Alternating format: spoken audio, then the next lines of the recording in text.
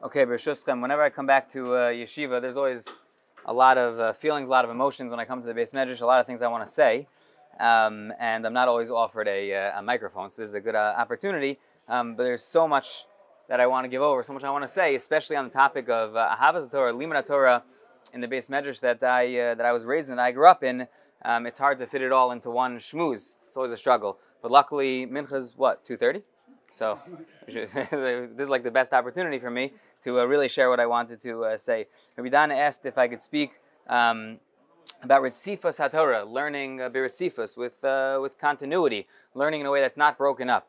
We're not going to talk about that directly, but it is something that we'll come back to B'li Neder Mitzvah Hashem through what we're talking about today. A different perspective on Ritzifus, one I think you might not have gotten without thinking about it in the unique way that we're going to try to do it today. We're going to do it al derech, as some people here know is my want, through the Igros of the Chazon Ish. Some of us were together over the summer and had the opportunity almost every morning to learn for a couple of weeks. The Igros of the Chazon Ish, for me, they were very inspiring. They really helped craft life of Torah, Chaye Torah, and Ishios of Torah, personality of Torah, and making a Ben Torah into someone who lives that Chiyus of Torah and breathes the air of Torah more than just someone who learns Torah. So I want to, on one level, continue those talks from the summer, but on an entirely different level, of course, say something new and unrelated that we can all pick up on starting together right now. We'll start not with the Chazon Ish, with the Gemara that the Chazon Ish is sort of going to quote. You look in source number 1 in the bottom of your pages. If you don't have it, it's no big deal, but there's Gemaras in the bottom of the page. So the Gemara says in the Gemara Sanhedrin,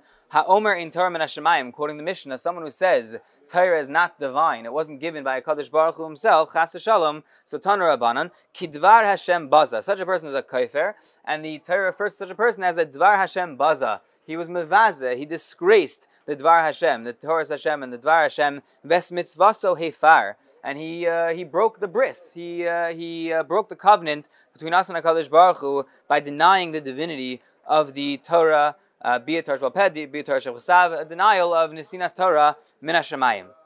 Ki Dvar Hashem Baza, says the Gemara, is a very interesting pasuk. Apparently it's referring to the fact that there are people who exist, Rahman al-Islan, who are mevazeh divrei Torah, who don't believe in the authority or the authenticity or the divinity of the Torah as we know it. Rahman al-Islan, a terrible thing. And now the Gemara goes and lists different ways in which a person might be a mevazeh Torah, different ways in which a person might be in kiyum, of fulfillment of this pasuk of Dvar Hashem Baza. The Gemara lists a few things, you don't have to look at all of them, but Ki Dvar Hashem Baza mitzvaso hefar, Zeh ha'omer in Torah min Hashemayim. Good, that's our Mishnah we said before, someone who says the Torah is not divinely given.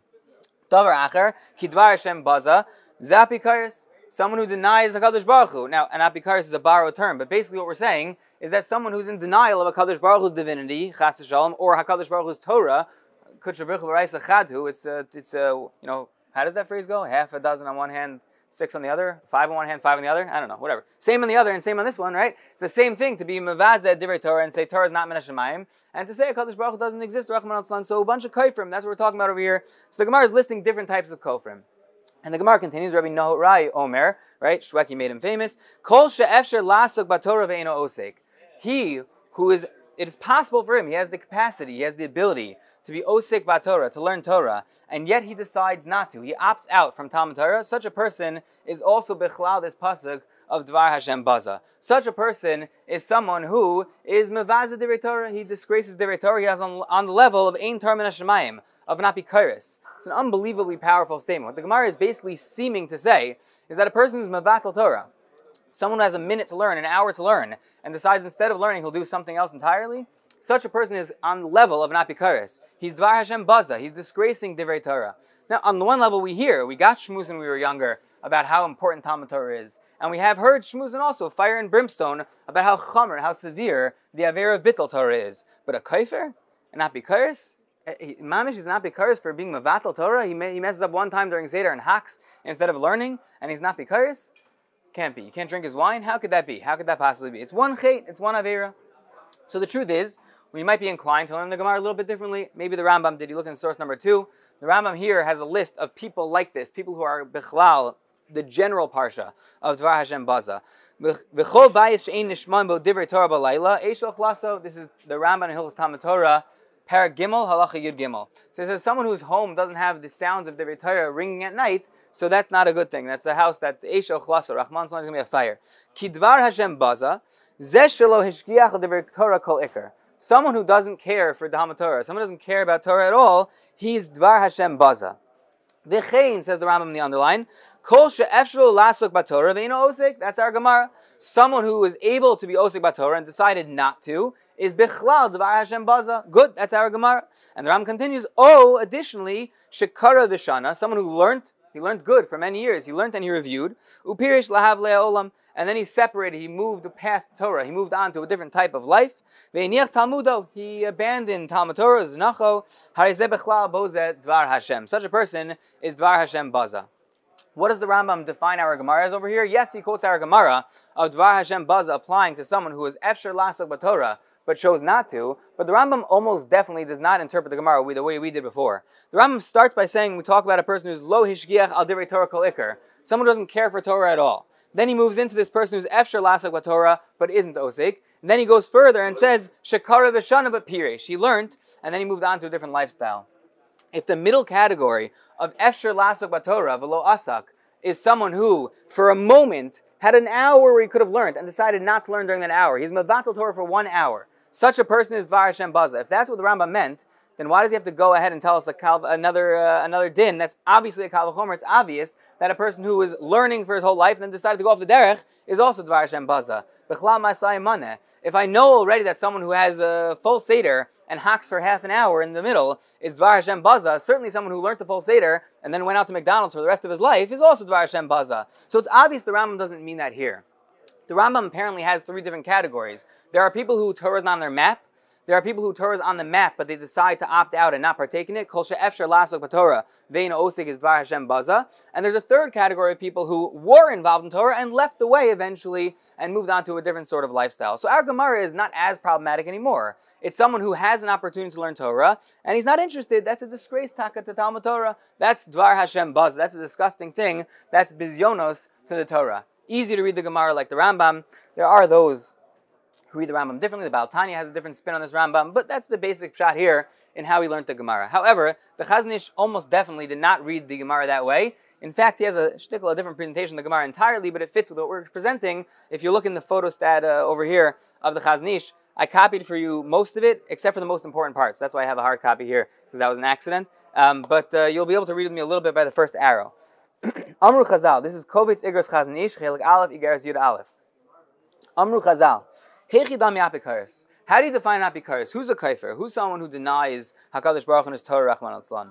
Zeh she'efshar l'lasok b'Torah ve'eino osek, our Gemara. L'ch'ora, ihisaskus b'Torah, hu rak chet ma'asi. Not being involved in Talmud Torah, being mevatel Torah for a moment or for an hour, it's an action, it's a chet, it's a contained avera that you do once a day, twice a day. Some of us more times a day, but it's just an action, right? It's a self-contained moment in time in which I violate Torah, and I violate bittul Torah. It's not related to chet b'shevi al taisa of a chovas levavos. It's not related to a pagam. There's no rotten feeling inside of me. I was supposed to be learning, and instead I didn't learn. And I moved on to do something else instead during Seder. So I'm not a great guy for that moment, but I go back to Talmud Torah afterwards. It doesn't say anything about my ashkafa, it's about my deos. So someone who's mevatel Torah is considered someone who's a mevazet var Hashem. He's considered someone who's not bikaris, says the Gemara. The Chazon Ish is very bothered by the question with which we started. The truth is, you have it on the flip side as well. The Chazon Ish in other letters, in particular in Chelik Beis, in Igeres Yud Beis, so the Chazon Ish has that limud Torah b'mesira gomer. If a person learns Torah with total mesiras nefesh for just yom echad, for just one day, for just one moment in time, so he says shakol keneged mea yamim, tovli yom b'chatzerecha. It's shakol keneged mea yamim. If someone learns Torah just for a day and he does it with mesiras gemura, that he's so committed and so invested in Talmud Torah, it's as if he learned 100 days straight. So the Chazon Ish here too, he's doing this guzma, this exaggeration, this build-up, that the same way that bittul Torah is not just one avera, bittul Torah is the avera shebaveros. It's mevatel everything. It makes a person hechidam yapikaris, someone who's mevatel Torah. So too, someone who learns Torah, it's ki'u he learns his whole life. One moment of Talmud Torah is worth thousands and millions times more than what we think it's worth. It's not measured in moments, but it's measured in the vastness of our entire life and all of our being and all of our identity. So what's going on over here? How is a moment of Talmud Torah going to define a person as Rahman al-Tzlan, a kofar on the one hand, or b'siyat d'shmaya, all of us, a person who learns every day, Mea Yom, every moment that he learns. So if you look in the second arrow in the Chazon Ish, he begins to answer for us, a Gevaldik Yesod. That's why I asked Idan to call us a Gevaldik Ashir, okay? Because I don't need those type of signs, you should know. I walked into the base measure today, and Rav Shechter came over. So you're giving a Gevaldik Ashir? I said, I didn't know what he was talking about, but I said, it always is. What am I supposed to say? I don't know. So next time, just a regular shir. Okay. So the arrow here says like this: Aval leor hashkafa kolal. The second arrow. Once you have a more overarching view of what hashkafa really means, meaning if you look at this narrowly, provincially, if you just look at the chet, the action in front of you, yes, it's a moment of bittul Torah. But when you have or hashkafa koleles, when you have an entire world view of hashkafa, of an entire life of the Ben Torah, nichtam kan avon minus. The truth is, a moment of bittul Torah is minus. It's apikarsis. It's kfira. Halot sava le'enosh alechalet, a reference to a pasuk in Iyov. Isn't it true that a person only has limited days on this earth? V'chol parnasasu mikaren katzav. We have limited resources. Yom yom yivchas kitzvo, and he's using his resources up as he lives here. Ha'olam hazeh dom leprozdo. We're only living in a passageway towards olam haba. Kolosafa b'toru b'dveikus b'hakaras hayotzer baruchu males ba'alem b'chinas nefesh b'hamis lenefesh maskeles. If a person involves himself in Talmud Torah, he uplifts himself from being a physical, animalistic being to being a human prince. And then the Chazon Ish says this a lot in the Sefer in different places. He has this also in the Emunah B'tachon, that if a person really engages in Talmud Torah at the highest of levels, he becomes like a malach. You have that part cut off, but he moves from a ben adam to the level of malach. Now listen to this. This is the most important line, so look inside, because it's not there. It's on page Lamed Zayin in the Sefer, and I'm going to read it from you over here, okay? Nisinas makom b'machshava lichyos kol hayamim chaye hedyotos shel yoshvei kronos bekoras ruach v'chalomos ni'imim. If a person allows even the smallest space in his heart and in his mind to live out his days, chaye hedyotos, in the life of a simpleton, shel yoshvei kronos, people who waste their time, bekoras ruach v'chalomos ni'imim, with sweet dreams about nothing, hu nesinas reshus leminus bechadrei hamachshava. If a person allows himself a moment in time where he engages in a life of nothing, a life of hevel, a life of wasting time, he's allowed kfira to enter into the Kodesh HaKodashim. He's allowed this life of minus to take over his brain and his heart in those moments. V'hel mikol mitzvahs Hashem. He's absconding from all of the mitzvahs HaTorah. Umachnes hasatzim b'shutzas hazolim, and he becomes just like any other Yoshev Kronos that exists in the world. If you look at the next paragraph that you do have with the arrow right there in the middle, Imisha efsher lo lasok b'Torah shah achas ve'ino osek.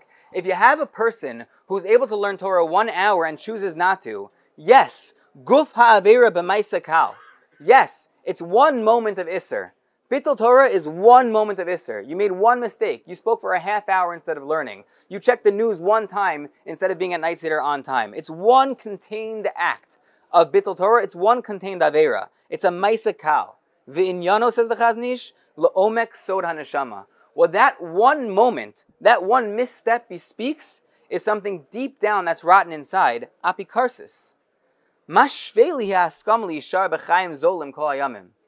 When a person decides that instead of being on time to Seder, he's going to check 1 more thing on the news. When a person decides that instead of handling this Tosfos, he's going to take a break. When a person decides that even though I don't need to do something else right now, I'm going to for just a moment, he's not just making a mistake of Bittul Torah. He's expressing the fact that all of the Torah he's been learning until now wasn't strongly based in a total commitment to Chaye Torah.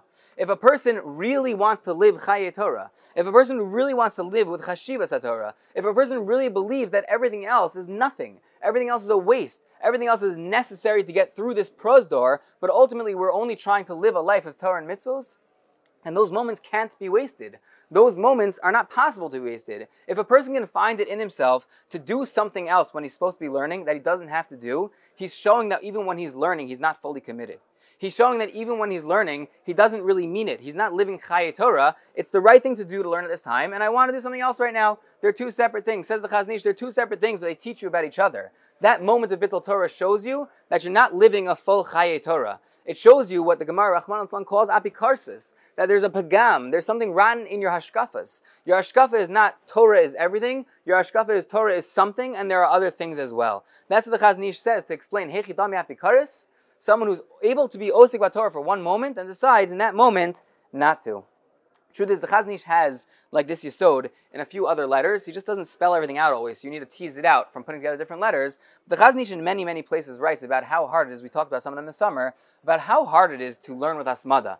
Again, he defines what Hasmada is, what Amelus is, that's a whole nother shmooze. But he says it's so hard for a Ben Adam, a human like us, to really invest in a Gemara Rashi Taisvis, to really invest in a Seder Limud. It's so hard to learn Basmada for moments, for hours, for days, and for years, and for our lives, to invest in Talmud Torah Basmada Ba'amelos. It's a very difficult thing. That's the one hand. On the other hand, the Chazon Ish regularly says, but it's very easy to fix. It's extremely hard, but it's very easy to fix. I don't understand. So the Chazon Ish tells you how you fix it. He says, this is in Igeres Ches, I think in the first chelak of Koves Igros, the Chazon Ish says, as long as a person makes, listen to this, as long as a person makes a hachlata gemura, a full decision, with total conviction that he wants to invest in a life of Torah, that he wants to invest in Talmud Torah Ba'amelus, as long as a person makes a real decision, a hachlata gemura, an ironclad decision, that this is what he wants for himself, in that moment, if you make that decision, it becomes easy to learn Ba'amelus. It goes from being the hardest thing in the world to being kikar ve'lecha adavar ma'od. It's no longer bashamayim, it's no longer me'ever ayam, but you can actually reach the level of Amelus in that one moment of a hachlata gemura. Why? All I did was make a decision. All I did was say I want to learn, right? People even sing it to a tune, I want to learn, right? Even you can even say Rebbe beforehand. I want to learn, so you say it out loud, that's great. But what does that do? What does that mean? That changes your perspective, that changes your ability to learn, that changes your hasmada level. So the Chazon Ish is saying like this, the lack of hasmada that we experience is because we're not all in. We don't really believe in Chaye Torah. We believe in Torah. We believe in learning.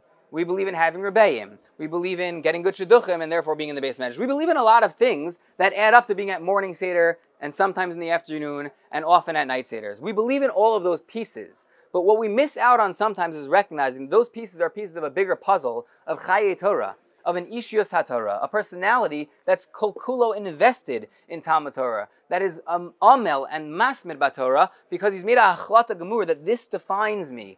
This is magdir me. Torah is what I am. I'm a chefza shel Torah. I'm a personality shel Torah. I'm breathing the air of Torah. I'm living a life of Torah. If you make that decision, Bittul Torah is not so tempting anymore. There aren't really other things. Yes, I have to go to class. Some of them. Yes, I have to exercise sometimes. Yes, I have to earn a parnasa. Yes, I have to eat. I have to sleep. There are things that I have to do. But anything beyond that is no longer tempting if a person is living Chaye Torah. If they've made that hachlata gemura, if they've decided with that ironclad conviction that this is what they are, this is who they are, this is what defines them, then the hardest thing in the world becomes completely natural. And the Chazon Ish is saying the flip of that is that when a person says, I could be learning right now, and I should be learning right now, but I'd rather do something else. Not I have to do something else. I'd rather do something else. Then a person is saying, all the moments that I'm learning are not part of one of these hachlatos gemuros. All my learning is not part of Chaye Torah. All of my learning is learning. And all the other things I do are other things I do. But I'm not shaykh to this world of Torah, this life, where the air that we breathe is Torah, and therefore that moment of Bittul Torah bespeaks something rotten inside, something that we're striving to get way beyond in our life as B'nai Torah. If you look in source number 3, you have a little bit of a remiss to this in the Yerushalmi. The Yerushalmi says, at the end of the 9th parak in Brachos, and we know we have the pasuk that says, Eis lasos la Hashem hefer sarasecha. So the pasuk is read one way, but the Gemara suggests that you could flip it and say, hefer sarasecha eis lasos la Hashem. Those, who are the people who are mefer Torah? Who are the people who are denying the bris of Torah? Who are the people who are dvar Hashem baza? Those are the people who are eis lasos la Hashem. What does it mean eis lasos la Hashem? It says the people who are kovea Torah li'itim. So we know kvias itim l'Torah is a very good thing. But what the Yerushalmi is saying is that kvias itim l'Torah is the baseline. There are certain hours a day a person must learn. That is not the ceiling of how much a person is supposed to learn. I grew up in a shul where the rule was that you couldn't say Kaddish, the first Kaddish in Shacharis, until 5 minutes after davening started because people needed time to say Karbanos. I guess the person who made the rule didn't know how long it takes to say Karbanos, obviously, but it takes time to say Karbanos, so you have to wait 5 minutes for Kaddish. So whenever the clock would hit 5 minutes and 1 second, people would go, no, say Kaddish. They thought it was a maximum, that you can't say Kaddish after 5 minutes. No, the point was you have to have time to say, he's still saying Karbanos, so give him a couple of moments. That's what we're saying here too. Kviyas Itim Torah is a minimum. It's the floor. The ceiling is not Kviyas Itim Torah. If a person says, I learned during this hour, and I learned during that hour, and it's Kviyas Itim Torah, he's Yotzei Achiyuv, but he has not created a life of Torah. He's Kovea Torah Le'itim. He places Torah into a box and says, these hours are for Torah, and these hours are for the rest of the things I do. And by the way, that doesn't have to be a balabas who's learning an hour in the morning, an hour at night. A ben Torah who learns 3 hours in the morning, a morning seder, 3 hours at night, a night seder, 6 hours a day. A ben Torah who says, I'm going to learn after night seder, 9 hours a day. A ben Torah who's learning 12, 14 hours a day. Such a person can also be kovea Torah leitim. If in the moments between classes, the moments between starim, the moments that we have time on a subway, the moments that we're waiting at a doctor's appointment, if we're not thinking about something else because we have to be, if we're not doing something else because we have to be, if we're not in class doing our parnasa, taking care of our family, taking care of medical needs because we have to be, why are we not involved in Torah in those moments? If the base medrash is open on a legal holiday, why isn't it full? That doesn't really make sense. That doesn't add up. Now, it's geschmack to go on vacation. It's geschmack to change the scenery. Sometimes it's even necessary to change the scenery, and a person has to make a cheshbon and nefesh. But a base medrash doesn't have legal holidays. A legal holiday in a base medrash means more people should be learning more Torah. That's really what it should add up to. And what that bespeaks is that generally speaking, I'm part of Chaye Torah, but we have a lot of official things we have to do in order to set ourselves up for success in our life with Parnasa. On a legal holiday, those things all disappear, Baruch Hashem, and therefore I'm fully subsumed in my Chaye Torah. And all I have is Torah at this point. The Ritzifus that we're talking about is not about hours, it's not about minutes, it's not about days, it's not about breaks and vacations. It's about the tiniest moments in time that we're mevatel. Those tiniest moments that seem so insignificant tell us everything about every other moment that we have in our life. Rav Dessler has the Yesod, it's in Michtam Eliyahu, but it's more pronounced in a Sefer Machshavas Eliyahu, where he says, because the klal he calls it is Maisim Mevarim Elu Es Elu. He gives a mashal. Imagine a guy goes to work for 10 hours a day, and he comes home at night, and the second he gets home, he eats dinner, he takes care of his family, he runs out to the base medrash, learns a real B'kavadik night seder, and then he comes home and he davens Marav and he comes home. So such a person, when he learns night seder, he's not only learning night seder, he's showing that everything he did all day was Kodesh Kodashim. Because he needs to make up Parnasa, and he wants to be learning, and he's able to do both. If a person works all day and comes home and reads the newspaper and hangs out and checks who won, you don't have to check who won by me, the World Series. You hear the fireworks. We knew who won right away at 11:30 at night on Motzei Shabbos. My son got woken up in the middle of the night. He said, "What's the noise?" I said, I assume the Dodgers won. Either that or we trans-teleported back to the Heights and they're shooting fireworks on a regular Saturday night. I'm not sure. It's one of those two. So if a person comes home and they check the score and they check the news and they're doing other things, what they're showing is not only that they are not machshiv Torah at this moment, they're showing that the whole day was something that was divorced from, that was unrelated to this Chaye Torah that they're supposed to be developing with a Hachlata Gemura across the board in their life. So HaKadosh Baruch Hu asks us to learn Torah. But he's not asking us to spend moments learning Torah. He's asking us to spend every moment we can learning Torah, which will show that every moment we can't learn Torah is also supposed to be Talmud Torah. Elamai, we have to do other things. It's part of this bigger framework. That's not Bittul Torah. But one moment of Bittul Torah in a moment where it's Efshar Lasok, one moment of Bittul Torah where a person really has the opportunity, the ability to learn Torah, and he decides to do something else because something else interests him more, that's not a moment of Bittul Torah. That's a life of Batala for Torah. That's a life of Dvar Hashem Baza. It's true on the level of someone who's a working man. It's true on the level of someone who's a Ben Torah here. It's true on the level of someone who's learning in Eretz Yisrael. It doesn't really matter where we are. The gradations in terms of the number, the quantity of time will change. The hours and the minutes, when those hours and minutes come up, that will change. But the Yesod is one and the same. When we learn, we're doing something more than an act. We're being koveya. We're establishing for ourselves a lifestyle. We're developing Chaye Torah. We have a chevra here of people who come in the middle of a lunch break, ostensibly, to learn more Torah. That's exactly what we're talking about. Taking moments in our day that are otherwise empty and filling them with what matters to us. What we choose in those moments defines what every other moment of our day really means. This defines your morning Seder. Coming in between classes and being Mavir Sedra Shnai Mikra defines your night Seder. Staying after Ma'ariv and learning, not going back and wasting time in the dorm, defines everything you did throughout the day. All of that was Chaye Torah if we show HaKadosh Baruch Hu in those moments, that every moment is really adding up to a bigger holistic view of life, of Chaye Torah, of Ishiyas Torah, that we're trying to develop so strongly during our time in yeshiva. So I give us all a bracha. Baruch Hashem, I still have the opportunity to be in Kollel.